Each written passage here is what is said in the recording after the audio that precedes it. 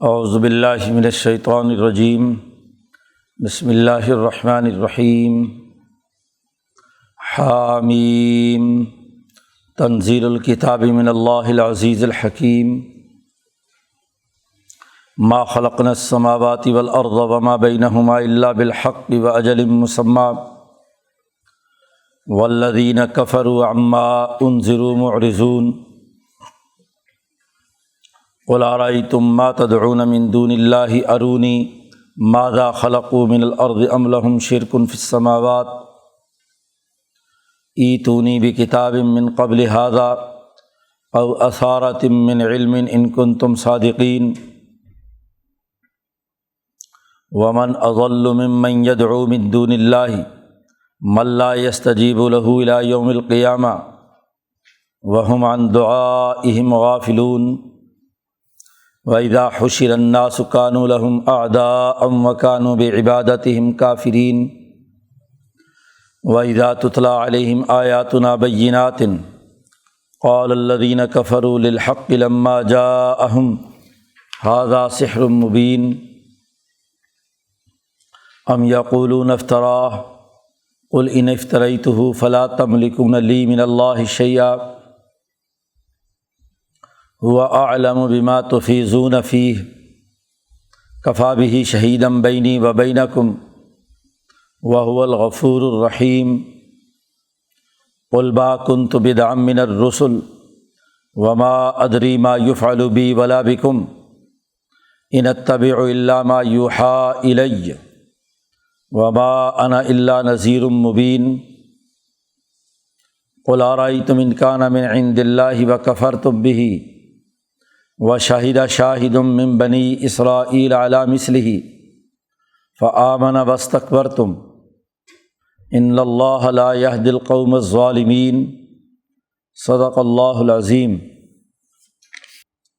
یہ سورۃ الاحقاف مکی صورت ہے اور حوامیم سبع میں یہ آخری صورت۔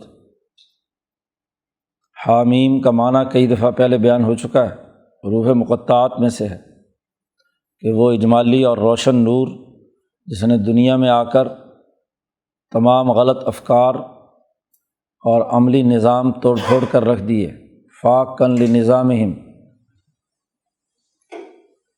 تو ان 6 صورتوں میں پیچھے ترتیب کے ساتھ ایمان کی حقیقت اور اس پر استقامت اور تربیت، پھر مشاورت سے سیاسی نظام،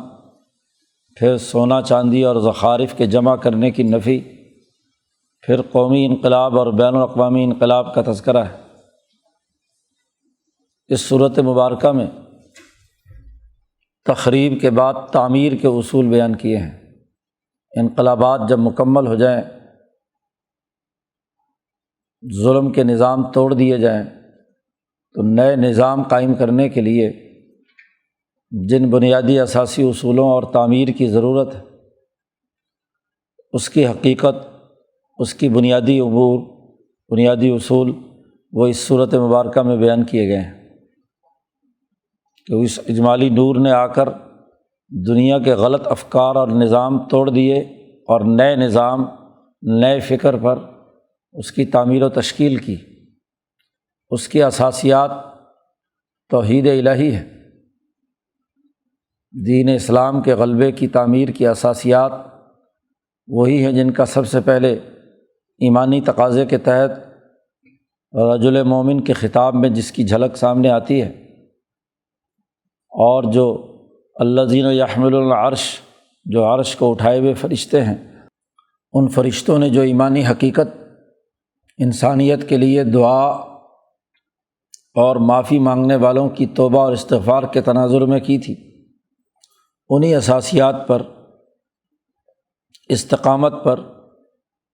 نظام حیات قائم کرنے کے حوالے سے یہاں اس صورت مبارکہ میں رہنمائی دی گئی ہے۔ چنانچہ اس صورت کا آغاز بھی حامیم تنزیل الکتاب من اللہ العزیز الحکیم، اللہ کا وہ اجمالی نور جس نے دنیا میں آ کر غلط نظام حیات توڑے، اس کی اساس پر کہا جا رہا ہے کہ یہ کتاب نازل ہوئی ہے بتدریج تنزیل کا لفظ استعمال کیا ہے جو پچھلی صورت میں بھی تھا۔ کتاب نازل ہوئی ہے اس اللہ کی طرف سے جو العزیز اور الحکیم ہے، زبردست اور طاقتور ہے اور حکمت والا ہے۔ جیسے العزیز الحکیم نے ایک شریعت متعین شکل میں انسانیت کے لیے نازل کی ہے اور تمام اقوام عالم کو اس شریعت کی اتباع کرنی ہے، اس کی تفصیل پچھلی صورت میں بیان کی گئی تھی۔ ثم جعلناک علی شریعۃ من الامر فاتبعها ولا تتبع اهواء الذین لا یعلمون۔ تو شریعت کا پیچھے جو تفصیلی تذکرہ کیا گیا تھا اور شریعت کے لیے لازمی اور ضروری ہے، نظام کے قیام کے لیے ضروری ہے کہ ضرورت کے وقت احکامات الہیہ نازل ہوں، تو قرآن حکیم بتدریج نازل ہوا ہے جیسے جیسے ضرورت پیش آتی رہی 23 سال کی مدت میں۔ اسی اساس پر کہا کہ یہ کتاب نازل ہوئی ہے اس اللہ کی طرف سے جو زبردست حکمت والا ہے۔ اس کے بعد یہ حقیقت واضح کی ہے کہ ما خلقنا السماوات والارض وما بینہما الا بالحق، ہم نے تمام کے تمام آسمان و زمین اور جو ان کے درمیان ان کی تخلیق حق کے ساتھ کی ہے اور ایک وقت مقرر کے لیے کی گئی ہے۔ ایک تو حقائق کی بنیاد پر ہے اور دوسرا یہ کہ یہ ایک طے شدہ وقت اور مقررہ وقت کے لیے آسمان و زمین اور اس کے درمیان جتنی مخلوقات ہیں انہیں پیدا کیا ہے۔ یہ نہ تو لامحدود وقت کے لیے ہیں اور نہ ہی انہیں فضول و لغو پیدا کیا گیا ہے۔ گویا کہ آسمان و زمین ایک صحیح تعمیر شدہ نظام کے تحت وجود میں آیا ہے۔ اب یہ بات تقاضا کرتی ہے کہ اس کی تعمیر کے لیے، انسانی معاشرے کی بالخصوص تعمیر کے لیے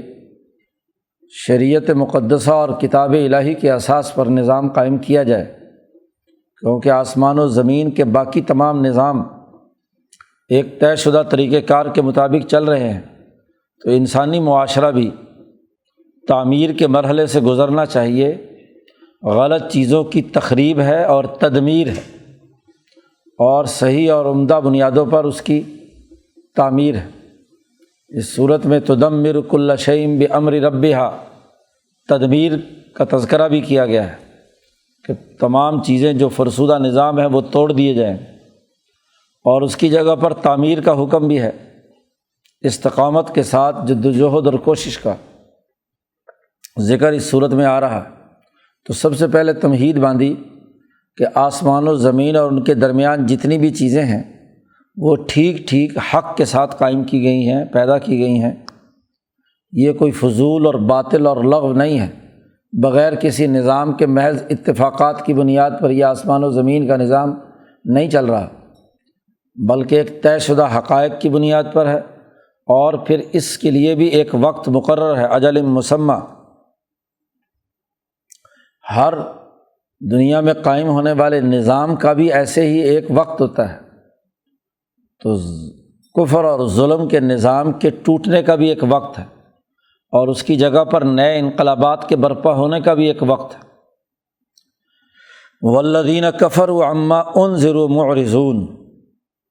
اب ہم نے یہ کائنات حقائق کے تحت بنائی ہے، لیکن یہ کافر لوگ ان کی غلط کاریوں سے جب ان کو ڈرایا جاتا ہے سرمایہ پرستی سے، تو جو کتاب مقدس کی صورت میں احکامات آئے ہیں یہ ان سے اعراض کرتے ہیں، اور اللہ کے بجائے جس نے کائنات پیدا کی ہے، تخلیق کی ہے، اور ایک حق کے ساتھ پیدا کی ہے اور ایک وقت مقرر کے لیے پیدا کی ہے، اس کے مقابلے میں ان لوگوں کو یہ لوگ مانتے ہیں اللہ کے علاوہ جنہوں نے اس زمین میں سے کچھ بھی تو پیدا نہیں کیا۔ قل، آپ کہہ دیجئے، ارائیتم، کیا تم مجھے یہ بتلا سکتے ہو کہ ما تدعون من دون اللہ، کہ جنہیں تم پکارتے ہو اللہ کے علاوہ، مجھے بتلاؤ، ارونی ماذا خلقوا من الارض، زمین میں سے کون سی چیز انہوں نے پیدا کی ہے، کوئی ایک مخلوق کوئی ایک چیز ان پتھروں کے بتوں نے یا ان انسان نما فرعونوں نے کوئی ان میں سے کوئی چیز تخلیق کی ہو، پیدا کی ہو، کوئی چیز بتلاؤ مجھے۔ ام لہم شرک فی السماوات، یا یہ بتلاؤ کہ ان میں سے کوئی ایک بھی آسمان کی تخلیق میں اللہ کے ساتھ شریک تھا۔ یہاں اللہ پاک نے جملے بڑے جامع اور نپے تلے بیان کیے ہیں۔ زمین میں تخلیق کا لفظ استعمال کیا کہ زمین میں سے کوئی ایک چیز تخلیق کی ہو، چلو، اور آسمان تک چونکہ انسان پہنچ نہیں سکتا یا یہ پتھر کے بت پہنچ نہیں سکتے، تو آسمان تو بنایا اللہ میاں نہیں ہے، لیکن اس کے اس بنانے میں کوئی شریک ہو، کسی نے تعاون کیا ہو یہاں سے، تو ام لہم شرک فی السماوات۔ تو اصل تو ذات باری تعالیٰ جو کائنات کو پیدا کرنے والا اور اس کا نظام چلانے والا ہے، اس کو حقائق کے ساتھ تخلیق کرنے والا اور ایک مقررہ مدت تک اس کی زندگی مقرر کرنے والا ہے، اس کے مقابلے میں کوئی بھی جسے تم پکارتے ہو اللہ کے مقابلے میں اس نے کوئی چیز تخلیق کی ہو، اس پر اگر تمہارے پاس کوئی عقلی دلیل ہو یا نقلی تو لاؤ۔ قرآن کہتا ہے ایتونی بکتاب من قبل ھذا، اس قرآن حکیم کے نزول سے پہلے کسی کتاب میں یہ بات لکھی ہو، لاؤ میرے پاس، ایتونی، کوئی ایسی تحریر جو من قبل ھذا، اس سے پہلے ہو، یہ تو نقلی دلیل ہے۔ او اثارۃ من علم، یا کوئی علم جو نقل در نقل چلا آ رہا ہو، کوئی عقلی بات، کوئی عقلی دلیل، ایسا علم اور شعور جو اس بات کا تقاضا کرتا ہو کہ اللہ کے مقابلے میں یہ پتھر کے بت اور یہ فرعون بنے ہوئے انسان یہ واقعتاً خدا ہے۔ ان کنتم صادقین، اگر تم اپنے دعوے میں سچے ہو کہ ہمارے ان بتوں نے اللہ کے ساتھ کسی کام میں شرکت کی ہے یا کسی چیز کو تخلیق کیا ہے، اگر اس دعوے میں تم سچے ہو تو یا تو عقلی دلیل دو یا کسی گزشتہ کتاب کا حوالہ دو۔ دو ہی باتیں ہوتی ہیں نا، یا تو انسان اپنے علم، مشاہدے اور تجربے سے کسی چیز کو معلوم کرتا ہے اور اسے پھر آگے لوگوں کو اس علم کو سمجھاتا ہے، ان کی عقل میں بھی وہ بات آ جاتی ہے۔ اور دوسرا طریقہ یہ ہوتا ہے کہ خود تو علم تک رسائی بے شک نہ ہو، لیکن جو بڑے قدیم اہل علم ہیں ان پر علم آیا ہو اور انہوں نے کوئی تحریر چھوڑی ہو،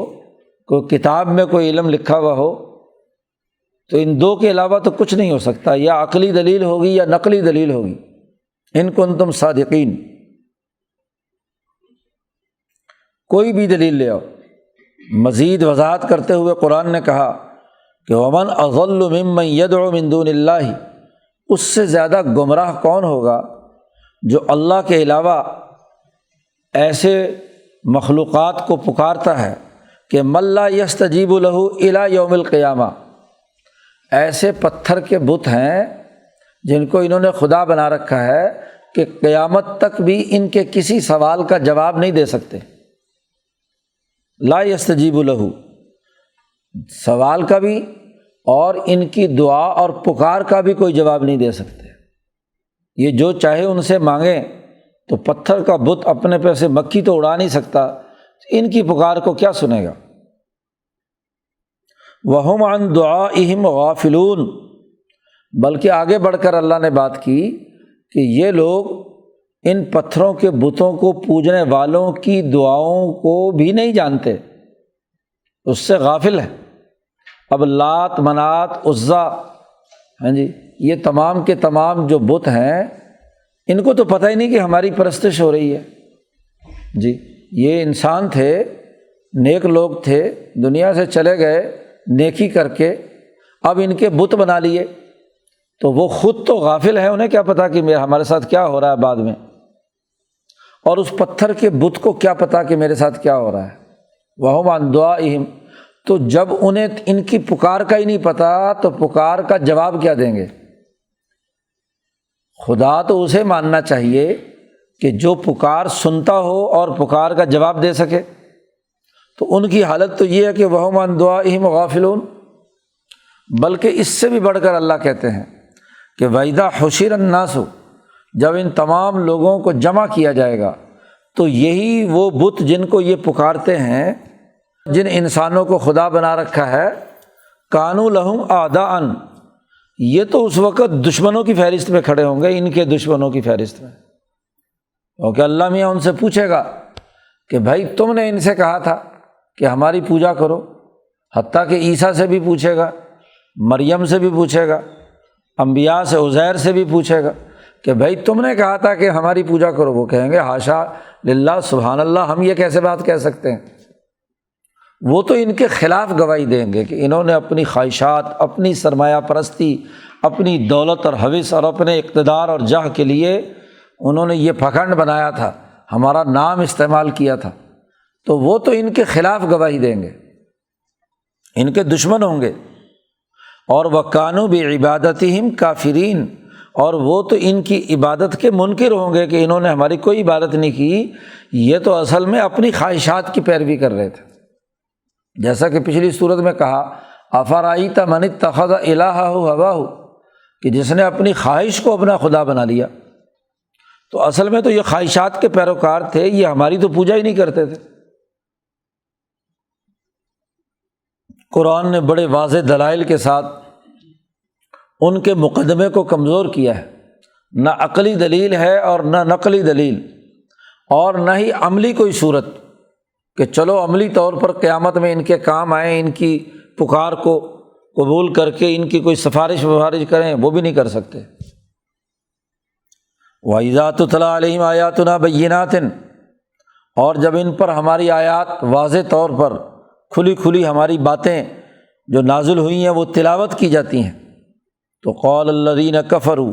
تو یہ کافر لوگ کہتے ہیں اس حق کو جب ان کے پاس آ گیا، اتنی حقائق، اتنے دلائل، عقلی اور نقلی دلائل کے ساتھ بات واضح ہو گئی، اس کے بعد کہتے ہیں ھذا سحر مبین، کہ یہ تو بڑا واضح جادو ہے۔ بجائے حق کو تسلیم کرنے کے، ان کی خواہشات کے علی الرغم جو احکامات آئے ہیں ان کے بارے میں کہتے ہیں یہ تو جادو کی باتیں ہیں، ھذا سحر مبین۔ بلکہ اس سے بھی آگے بڑھ کر یہ کہتے ہیں کہ ام یقولون افتراہ، کہ کیا کہتے ہیں یہ کہ حضور نے گھڑ لیا ہے۔ اس سے بدتر بات یہ ہے کہ حضور نے گھڑ کر اپنی طرف سے بات بیان کر دی، اللہ نے تو کوئی حکم نازل نہیں کیا تھا۔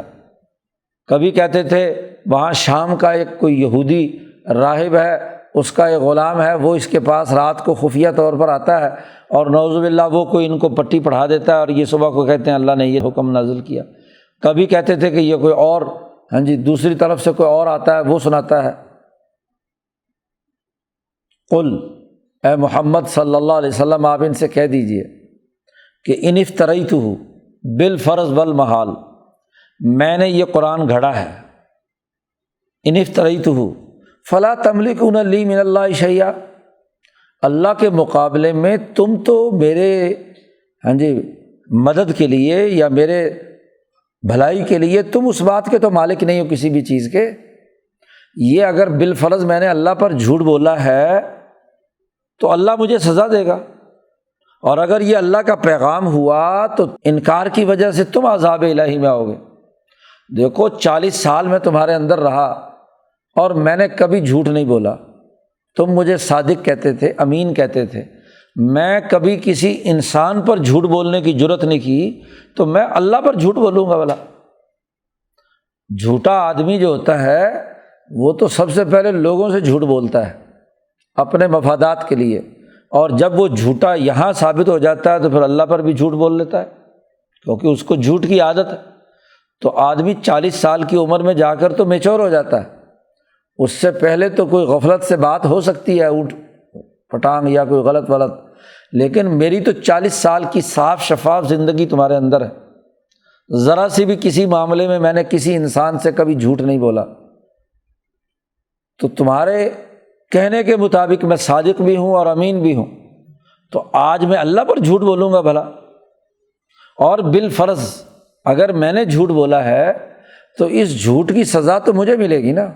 اللہ کے مقابلے میں تم تو کسی چیز کے مالک اور ذمہ دار نہیں ہو۔ ہوا اعلم بما تفیضون فیہ، اللہ خوب جانتا ہے جن باتوں میں تم لگے ہوئے ہو۔ قرآن حکیم کو جھوٹا کہنے، اس کو جادو کہنے، حقائق کو تسلیم نہ کرنے، اس کو اللہ تعالیٰ خوب جانتا ہے، اور اللہ تعالیٰ میرے لیے بڑا کافی ہے بطور گواہ کے، بینی و بینکم، میرے اور تمہارے درمیان جب قیامت میں جھگڑا ہوگا، یا آج دنیا میں تمہارے ساتھ جھگڑا کر رہا ہوں، تو اللہ میرے لیے بطور نگران کے بھی اور بطور گواہ کے بھی کافی ہے۔ اللہ مجھے بھی دیکھ رہا ہے، تمہیں بھی دیکھ رہا ہے۔ وَهُوَ الْغَفُورُ الرَّحِيمُ، اور وہ بخشنے والا، نہایت مہربان، رحم کرنے والا ہے۔ تو جب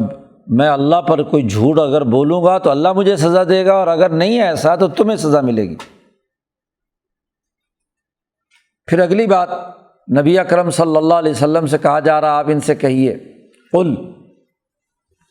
آپ ان سے کہیے، ما کنت بدعا من الرسل، میں رسولوں میں کوئی نیا رسول تھوڑا ہی آیا ہوں، مجھ سے پہلے بڑے رسول آ چکے ہیں۔ نوح علیہ السلام سے لے کر عیسیٰ علیہ السلام تک کتنے ہی رسول اور پیغمبر اور انبیاء آ چکے ہیں۔ یا تو میں نیا آیا ہوتا، میں نے نئی بات کی ہوتی کہ پہلے کبھی کوئی نبی ہوا ہی نہیں، تو میں نے نئی بات کہی ہوتی تو تم اس کو اجنبی سمجھتے، اچھمبے کی بات سمجھتے۔ انبیاء کا آنا تمہیں بھی تسلیم ہے، تم جانتے ہو کہ بنی اسرائیل میں موسیٰ علیہ السلام، ابراہیم علیہ السلام، اپنے باپ اور اسماعیل کو تم خود نبی کہتے ہو، تو اگر پہلے رسول آ چکے ہیں تو اس میں کیا اچھمبے کی بات ہے کہ میں رسول نہیں ہوں؟ قل ما کنت، آپ کہہ دیجئے کہ میں بدعا من الرسل، رسولوں میں کوئی نیا رسول نہیں ہوں، اور نہ ہی کوئی نیا پیغام لے کر آیا ہوں، وہی پیغام ہے جو گزشتہ انبیاء لاتے رہے ہیں۔ جیسا کہ پیچھے سورۃ شورى میں گزرا کہ شرع لکم من الدین ما وصی بہ نوح و ابراہیم، تمہارے لیے وہی شریعت نافذ کی گئی ہے، اسی کے اصول ہیں کہ جو نوح علیہ السلام، پھر ابراہیم علیہ السلام، پھر موسیٰ علیہ السلام، پھر عیسیٰ علیہ السلام۔ اور یہ بات بھی بڑی واضح ہے، اے محمد صلی اللہ علیہ وسلم آپ کہہ دیجئے کہ ما ادری ما یفعل بی ولا بکم، اور مجھے اس وقت یہ معلوم نہیں ہے کہ آئندہ چل کر میرے ساتھ کیا ہونا ہے اور تمہارے ساتھ کیا ہونا ہے، یہ اللہ کو معلوم ہے۔ ما ادری، مجھے کوئی معلوم نہیں کہ ما یفعل بی، کہ میرے ساتھ کیا کیا ہونے والا ہے، اور یہ کہ تمہارے ساتھ کیا ہونے والا، ولا بکم، میں تو صرف ایک بات جانتا ہوں کہ ان اتبع الا ما یوحی الی، میں تو صرف اس کی اتباع کروں گا جو اللہ کی طرف سے مجھ پر وحی کی گئی ہے۔ مجھے نہیں معلوم کہ میرے ساتھ کیا معاملہ ہوتا ہے اور تمہارے ساتھ کیا معاملہ ہوتا ہے۔ ایک بات کا علم مجھے اچھی طرح ہے کہ میں اپنی زبان سے صرف وہی بات بیان کروں گا، اور میں اسی کی اتباع کروں گا جس حکم کی مجھ پر وحی کی گئی ہے،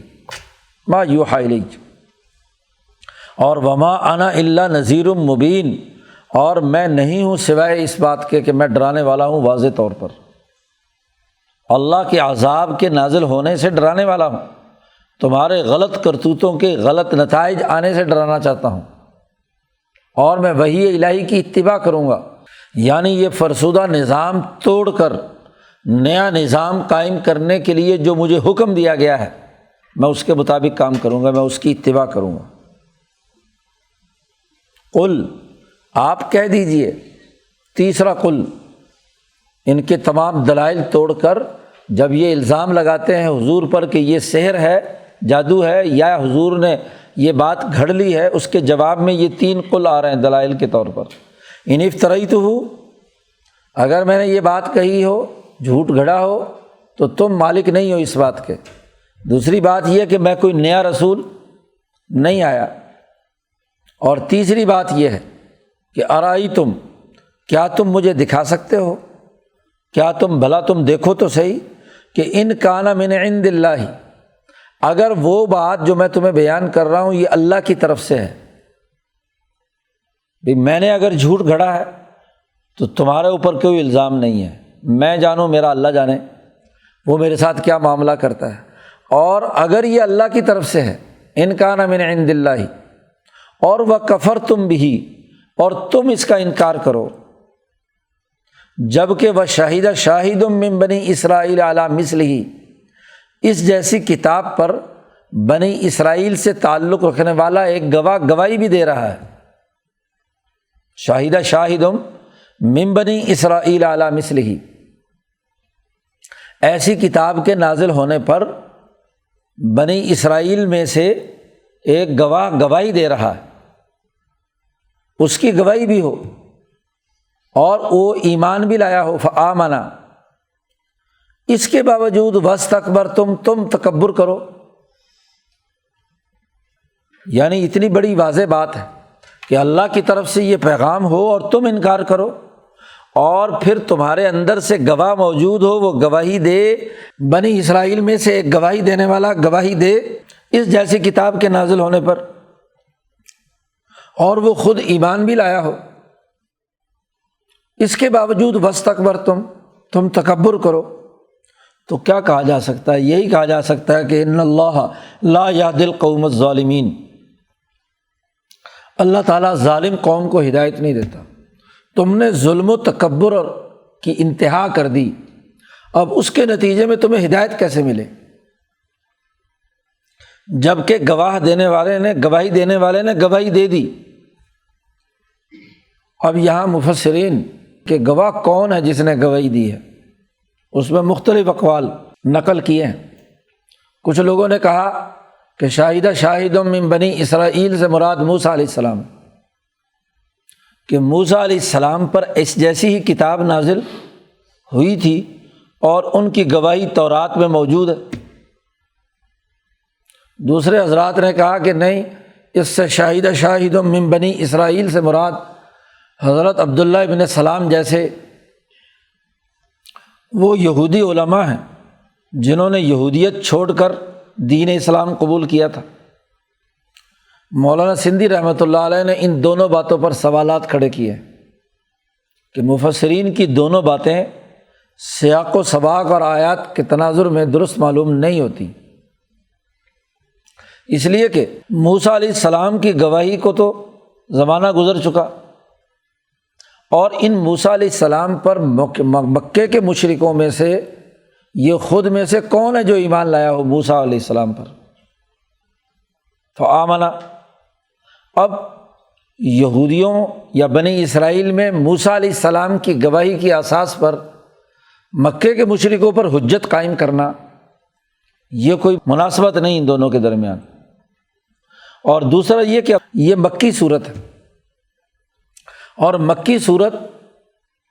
جس میں مکہ مکرمہ میں آیات نازل ہو کر مشرکین مکہ پر حجت قائم کی جا رہی ہے۔ عبداللہ ابن سلام تو مدینہ منورہ میں 10 سال بعد جا کر مسلمان ہوئے ہیں، تو ایک ایسا آدمی جو 10 سال بعد مسلمان ہو رہا ہے، اس کو اپنے مکالمے میں مشرکین مکہ پر بطور حجت کے پیش کرنا، یہ بھی کوئی عقل میں آنے والی بات نہیں ہے کہ جو بعد میں آ رہا ہے 10 سال بعد، اس کی بنیاد پر دلیل قائم کر کے ان سے کہا جا رہا ہو کہ شاہد شاہد من بنی اسرائیل، اور جو 500-600 سال پہلے، 1000 سال پہلے موسیٰ علیہ السلام گزرے ہیں، ان کی گواہی کی بنیاد پر ان پر حجت قائم کرنا، اس کی بھی کوئی مناسبت نہیں لگتی۔ تو مولانا سندھی کہتے ہیں میں نے بڑا غور کیا، تو جب میں نے بخاری پر مزید غور کیا تو وہاں مجھے وہ جو وحی الہی کے آغاز میں جو حضرت عائشہ صدیقہ نے نقل کیا ہے کہ جب حضور صلی اللہ علیہ وسلم پہلی وحی نازل ہونے کے بعد خدیجہ رضی اللہ تعالیٰ عنہ کے پاس پہنچے تو انہوں نے تسلی دی اور اپنے چچا زاد ورقہ بن نوفل کے پاس حضرت نبی اکرم صلی اللہ علیہ وسلم کو لے کر گئیں، اور وہاں جو مکالمہ ہوا ہے تو ورقہ نے یہ بات کہی تھی، ورقہ بن نوفل نے، کہ یہ وہ ناموس ہے جو موسیٰ پر نازل ہوا تھا جی، اور کاش کہ میں اس وقت زندہ ہوتا اور جوان ہوتا تو میں آپ کی مدد کرتا، کیونکہ آپ کی قوم آپ کو انکار کر کے نکال دے گی یہاں سے۔ تو مولانا سندھی فرماتے ہیں یہاں شاہدن جو ہے وہ ورقہ بن نوفل، باقی رہی یہ بات کہ ورقہ بن نوفل نسلاً تو بنی اسرائیلی نہیں ہے، ابراہیمی یا اسماعیلی ہے، لیکن نصرانیت انہوں نے قبول کی تھی۔ اسی روایت میں کہ ہے کہ تنصر فی الجاہلیہ، کہ ورقہ بن نوفل نصرانی بن گیا تھا، یعنی بنی اسرائیل کے مذہب میں آ گیا۔ تو چونکہ بنی اسرائیل خاص طور پر عیسائیت وہ محدود نہیں تھی نسل میں، عیسائیت تو تمام لوگوں کو عیسائی بنانے، جیسے مسلمان بنانے کا عمل تھا۔ تو بنی اسرائیل نسلاً تو نہیں ہے لیکن مذہباً وہ بنی اسرائیل میں سے ہے، اور فآمنہ، اور وہ ایمان بھی لائے حضور پر، حضور صلی اللہ علیہ وسلم کی سچائی اور آپ کے اس ناموس کی حقانیت کو قبول کیا، اور یہ عزم ظاہر کیا کہ میں زندہ رہا تو آپ کی پوری مدد کروں گا۔ اب ورقہ بن نوفل کا احترام تھا پورے مکہ میں، کیونکہ وہ بڑا عالم سمجھا جاتا تھا اور بنی اسرائیل کا عالم سمجھا جاتا تھا۔ تو ورقہ بن نوفل یہاں صحیح فٹ بیٹھتے ہیں۔ مولانا سندھی کہتے ہیں جب میں نے اس پر غور کیا تو تب مجھے اطمینان ہوا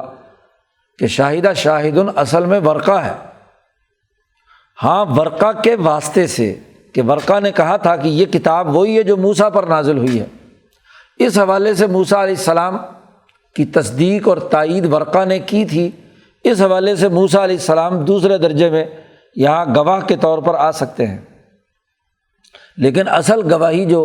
مکے والوں پر حجت ہو سکتی ہے وہ یہ کہ ورقہ بن نوفل تمہارے گھر کا آدمی ہے،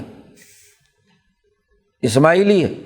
اور اس نے بنی اسرائیل کی تعلیم حاصل کر کے نصرانی بن گیا، اس نے گواہی دی ہے، شاہد من بنی اسرائیل علی مثلہ۔ اس کے باوجود تم تکبر کرتے ہو۔ ان اللہ لا یہدی القوم الظالمین، بے شک اللہ تعالیٰ ظالم قوم کو کبھی ہدایت نہیں دیتا۔ اس رکوع میں بنیادی جو ان کا دعویٰ ہے اسے رد کیا ہے۔ توحید اور رسالت دو بنیادی اساسی امور ہیں جو تعمیر کے لیے ضروری ہیں۔ نئے نظام کے قائم کرنے کے لیے اللہ کی توحید پر یقین اور نبی اکرم صلی اللہ علیہ وسلم کی رسالت اور آپ پر نازل ہونے والی وحی، اس پر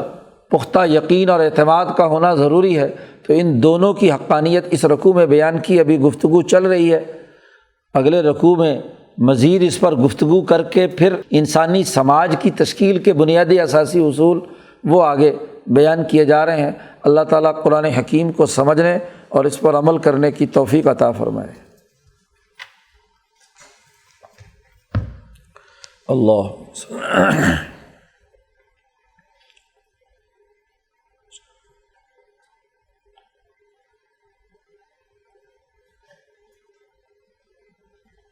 اجمعین۔